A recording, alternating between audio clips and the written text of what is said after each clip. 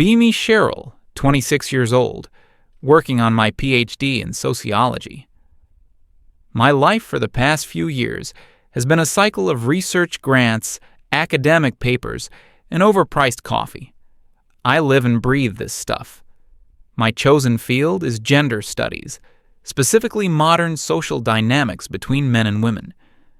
My dissertation was supposed to be my magnum opus, the thing that would put me on the map.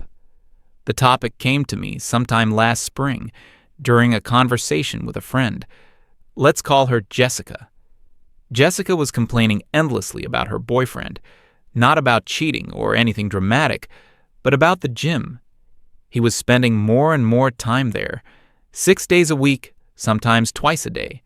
She'd say things like, "It's like he's avoiding me," and "He cares more about his deadlift than our relationship." She was a successful, independent woman, a lawyer, sharp as a tack, opinionated. And it clicked in my head, connecting to all the theories I'd been studying. The rise of the strong, self-sufficient woman was creating a crisis in modern masculinity. Men, no longer the sole providers or protectors, were feeling obsolete, intimidated. So, where do they run? To places where they can reclaim a sense of primitive, physical dominance. The gym. It's a controlled environment where they can build literal armor, a muscular shell against a world that no longer lionizes their traditional roles. My hypothesis was born.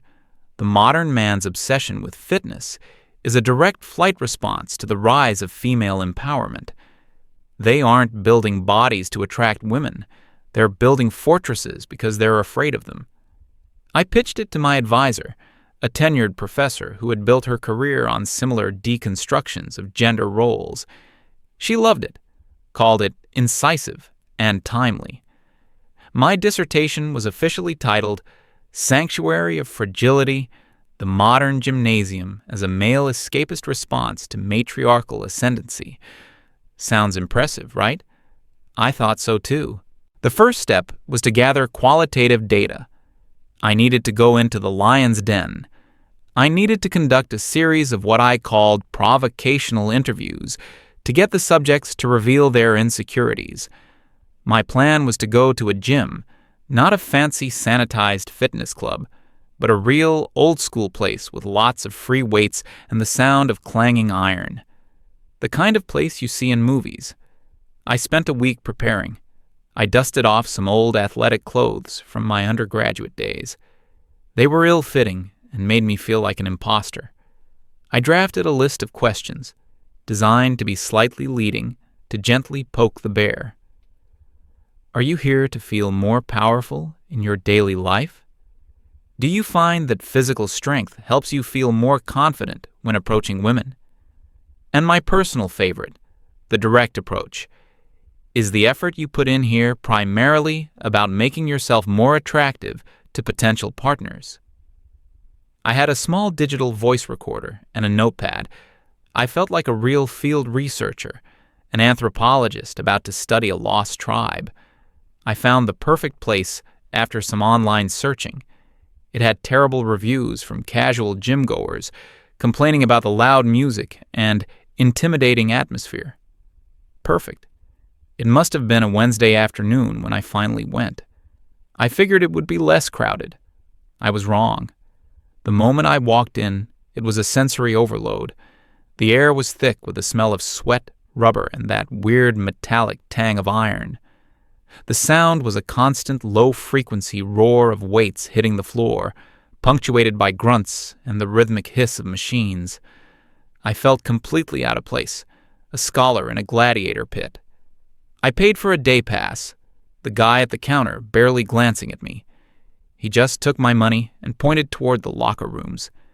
After stashing my bag, I walked out onto the gym floor. My confidence wavered for a second. The place was huge. Racks of dumbbells lined one wall, looking like medieval weaponry. Squat racks and bench presses filled the center.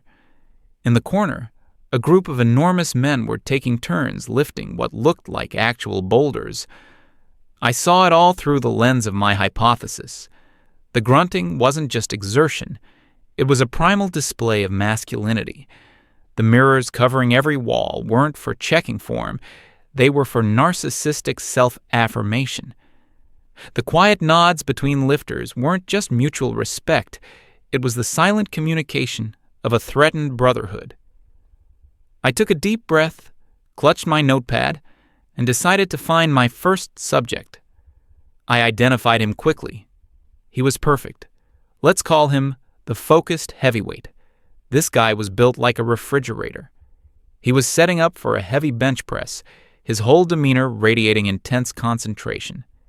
He had huge headphones on, completely sealing him off from the world. He was the epitome of my theory. A man creating his own isolated reality where he could be king. I waited patiently. I knew not to interrupt someone mid-lift. I'd read that much about gym etiquette. He did his set. 5 reps with a weight that made the bar bend. The effort was immense, his face turning red. He slammed the bar back onto the rack with a final guttural yell. This was my chance. I approached him as he sat up, breathing heavily. I gave him what I hoped was a friendly, disarming smile. "Excuse me," I said, a little louder than I intended. He didn't hear me. I tapped him lightly on the shoulder. He flinched, startled, and pulled one side of his headphones off. His eyes were completely blank, as if I'd just woken him from a deep sleep. "Hi," I started, trying to sound casual. "I'm a sociology student. I was just wondering, are you training so hard to become more attractive to women?" The words hung in the air between us. He just stared at me. It wasn't anger or annoyance. It was pure, unadulterated confusion. His brow furrowed, as if my question was in a different language that he vaguely recognized but couldn't parse. He looked from my face to the barbell, then back to my face. "What?" he said. It wasn't a question demanding clarification. It was a single, monosyllabic expression of utter bewilderment. Before I could repeat myself or try to explain, he just shook his head slightly, put his headphone back on, and lay back down on the bench to prepare for his next set. I was dismissed. Not even rejected, just dismissed, as if I was a fly buzzing around his head. My academic confidence took a hit.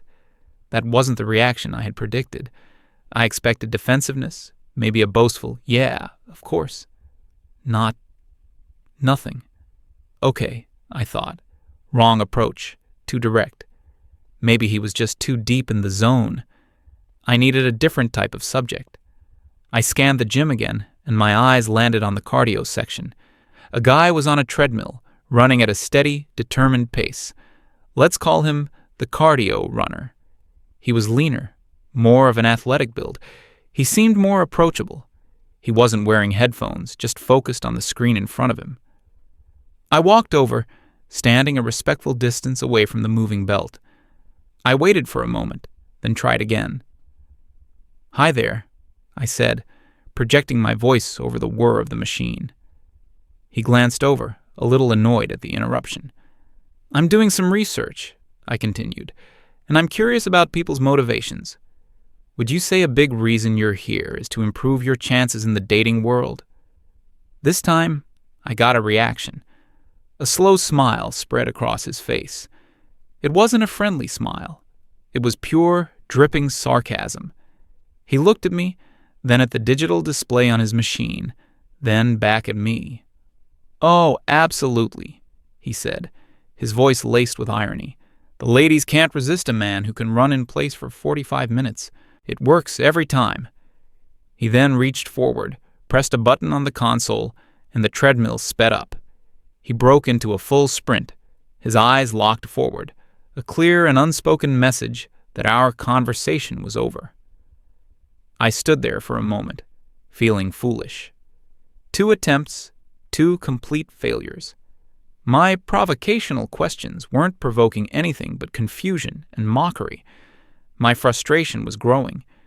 Were they just being deliberately obtuse? Were their defenses so high that they couldn't even engage with a simple question? My entire hypothesis felt like it was slipping through my fingers. Dejected, I found an empty bench near a water fountain, away from the main action. I sat down, opened my notepad, and realized I hadn't written a single word. My plan was a disaster. I couldn't just walk up to people and ask these questions. It wasn't working. I decided to change tactics. No more interviews for now. I would just observe. I put my notepad away and just watched. For maybe 20 or 30 minutes, I just sat there and let the gym's ecosystem unfold around me. I started to notice things I'd missed during my initial biased survey. I expected to see preening and competition, guys trying to outlift each other, flexing in the mirrors to intimidate rivals. But I didn't see much of that. I saw a young, skinny kid struggling to set up for a squat. One of the huge guys I'd seen earlier walked over. I braced myself for some kind of hazing or mockery. Instead, the big guy spoke quietly to the kid for a moment, adjusted his form, and then stood behind him to spot him, offering words of encouragement on each rep. Over at the dumbbell rack, two guys were working out near each other. They didn't speak a word, but when one finished with a pair of weights, he silently offered them to the other, who gave a quick nod of thanks. It was a simple, efficient, non-verbal exchange. I watched a man meticulously wipe down his machine after using it, not just a quick swipe, but a thorough cleaning. It wasn't for show. No one was even watching him. It was just a matter of principle. The atmosphere I had initially interpreted as hostile and competitive now seemed different. It was focused, disciplined, almost monastic.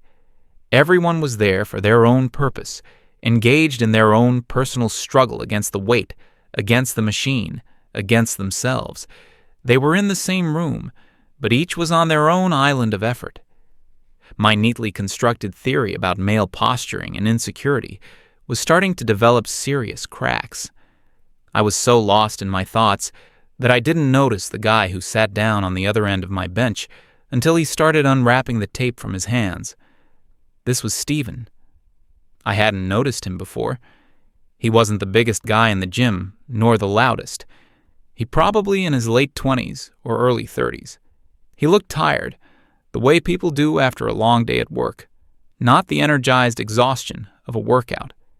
He was methodical.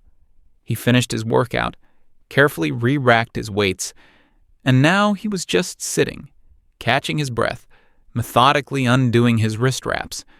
There was no performance in his actions. He wasn't looking around for anyone to notice him. I decided to try one last time, but this time I would throw my script out the window. No more leading questions, no more provocation, just a simple, honest question. I waited until he finished with his wraps and took a long drink from his water bottle. "Excuse me," I said, my voice much quieter this time. He looked up, and his expression was neutral, not annoyed, not confused, just open. "I'm a researcher," I began, deciding to be upfront, "and I'm genuinely trying to understand this place. I've been watching, and I feel like I'm missing something fundamental. What is it that brings everyone here, day after day?" I expected a simple answer: to get stronger, for my health, to look good. Stephen looked at me for a long moment, then glanced around the gym, as if seeing it for the first time. He seemed to be formulating a real answer, not just a platitude. He let out a slow breath. "It's simple," he said, his voice calm and a little weary. "It's honest." I must have looked confused, because he decided to elaborate. That's when everything I thought I knew started to fall apart. I just stared at him, waiting. Honest? The word felt foreign in this context. Stephen nodded, then gestured with his water bottle towards the squat rack where the focused heavyweight from before was now loading on more plates. "See that bar over there?" he asked. "Let's say it weighs 100 kilograms. I nodded, following his gaze. "That bar weighs 100 kilograms today. It will weigh 100 kilograms tomorrow. It will weigh 100 kilograms a year from now. It doesn't have moods. It doesn't have a hidden agenda." He paused, letting that sink in. My academic brain was trying to categorize his words, to fit them into a pre-existing framework, but I was failing. That bar, he continued, his voice steady and even, will never tell me it has a headache. It will never get upset because I looked at it the wrong way. It won't play games. Its expectations are perfectly clear. A crack appeared in the foundation of my dissertation. If I put in the work, if I train hard enough and smart enough, I will be able to lift it. If I don't, I won't. The outcome is a direct, unfiltered result of my own effort. There's no ambiguity. It's completely, brutally honest. I was speechless. My carefully crafted questions about female attraction and insecurity seemed so childishly simplistic now. Stephen wasn't finished. He pointed over to the row of treadmills where the sarcastic cardio runner was now in his cool-down walk. "Look at that," he said. "See the screen? It shows speed, distance, time, calories burned. They're just numbers. They don't lie. They don't flatter you to make you feel better, and they don't criticize you to put you down." He turned his gaze back to me, and for the first time, I saw the profound weariness in his eyes. It wasn't physical exhaustion from the workout. It was something deeper. "Out there," he said, gesturing vaguely towards the door, towards the rest of the world, "everything is complicated. The rules are constantly changing. What was acceptable yesterday is a fireable offense today. What's seen as a compliment by one person is an insult to another." He leaned forward slightly, his voice dropping a little, as if sharing a secret. "You spend so much energy trying to navigate a world of subtext, of hints, of things left unsaid. You're constantly trying to decode what people really mean, what they really want. You have to manage their emotions, anticipate their reactions. It's a minefield." I thought about my own social circles, the academic debates, the endless deconstruction of every word and motive. He was right. It was exhausting. "But in here," he said, his gaze sweeping across the gym again, "none of that exists. The rules are the laws of physics. The challenge is tangible. It's right there in front of you. The feedback is immediate. The bar either goes up or it doesn't. You either run the mile or you don't." He started to wrap his hand wraps into a neat roll, a final, methodical action. "This isn't an escape from women," he said, directly addressing the core of my unasked question. "It's an escape from chaos. It's a sanctuary of clarity. Here, for 1 hour a day, things make sense. The relationship between action and result is pure." He finished rolling the wraps and stood up, tucking them into his gym bag. "We don't come here because we're afraid of strong women," he concluded, looking me straight in the eye. "We come here because we're tired of playing a game where we don't know the rules, and the goalposts are always moving. Here, the goalposts are bolted to the floor." He gave me a short, polite nod. "Have a good day," he said, and then he walked away towards the locker room, leaving me alone on the bench. I sat there for a long, long time. I didn't move. I just watched and listened. The clang of weights was no longer the sound of aggression. It was the sound of certainty. A weight dropped is a weight dropped. A weight lifted is a weight lifted.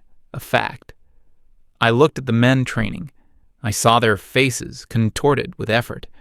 I had mistaken it for anger or rage, but it wasn't. It was focus.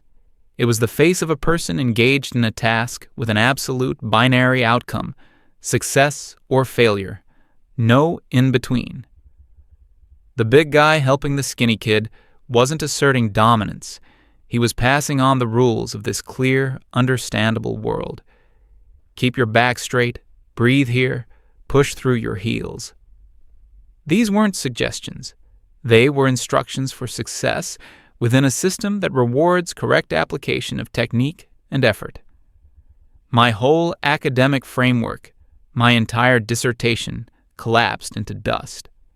I had seen these men as running away from something, but Stephen had shown me they were running towards something. They weren't seeking physical dominance over others. They were seeking personal mastery over themselves, in an environment that made such mastery possible and measurable. My hypothesis was that they feared the complexity of the modern, empowered woman. But that wasn't it. They were exhausted by the complexity of the modern world in general, a world of nuance, gray areas, and emotional guesswork. The dating world was just the most acute, high-stakes version of that chaos. I thought about what it takes to ask a woman out today. The risk of rejection isn't just a simple no. It can be a public shaming, a misinterpretation of intent, an accusation of being creepy. A successful date doesn't guarantee a second one. A good relationship can end for reasons that are never fully explained. The rules are a labyrinth of unspoken expectations, past traumas, and shifting social scripts. It's a lottery. An emotional lottery with a high buy-in and no guarantee of a payout. The investment of time, emotion, and vulnerability might lead to happiness, or it might lead to absolute devastation. There's no way to know. Then I looked at the squat rack. The investment there was physical effort. The risk was temporary muscle failure. The reward was a quantifiable increase in strength, a guaranteed return on investment. It was so clear to me now. These men weren't choosing iron over women. They were choosing certainty over uncertainty. They were choosing logic over ambiguity. They were choosing fairness over fortune. They were choosing a world where the effort you put in is directly proportional to the results you get out. They were choosing justice. I finally stood up from the bench. My notepad and voice recorder felt heavy and useless in my hands. The evidence I came to collect was worthless because the crime I was investigating didn't exist. I walked out of the gym, the noise and the smell fading behind me. The world outside seemed different. The traffic, the conversations of people passing by, the advertisements on billboards, it all seemed like a chaotic, noisy mess of competing signals and hidden meanings. For the first time, I understood the appeal of a place where a kilogram is just a kilogram. I went straight back to my apartment. I didn't stop for coffee. I didn't check my email. I sat down at my desk and opened my laptop. The screen glowed with the title page of my dissertation, Sanctuary of Fragility, the Modern Gymnasium as a Male Escapist Response to Matriarchal Ascendancy. I read the words over and over. They looked alien, pompous, arrogant, and utterly, fundamentally wrong. It was a title written by someone who stood outside a window, describing the furniture in a room they had never entered. My finger hovered over the keyboard. With a single quiet click, I highlighted the entire title. Then I hit the backspace key. The words vanished, one by one, until the page was completely blank. All that was left was a single blinking cursor at the top of an empty document, a blank slate. It was time to start over.